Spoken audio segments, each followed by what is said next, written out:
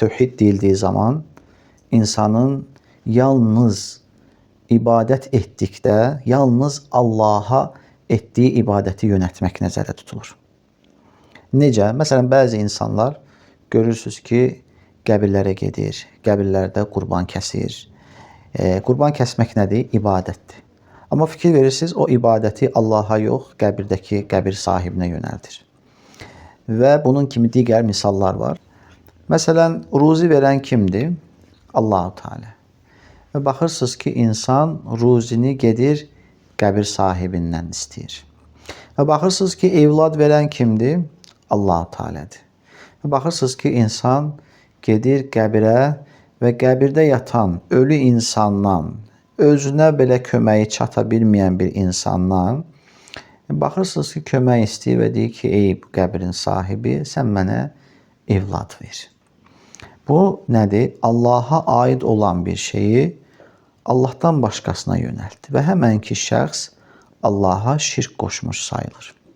Baxırsan ki, insan Allahdan başqasına yönəldir. Və biz bunu yaşlı insanlardan da və digər elmsiz insanlardan, cahil insanlardan çox görmüşük. Və baxırsınız ki, filan kəs xəstədir, qarnında və yaxud da ki, gözündə hər hansı bir xəstəlik var, xəstəlikdən əziyyət çəkir, iynə dərman edir və onunla da yanaşır və bəziləri də heç iynə dərman etmədən və baxırsınız ki, müəyyən pirlərə gedirlər, müəyyən ocaqlara gedirlər və oradakı ölən insanlardan yardım istəyirlər.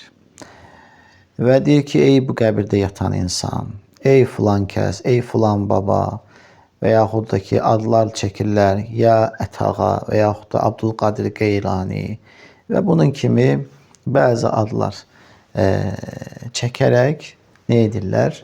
Həmənki insandan mədəd, yəni kömək umurlar.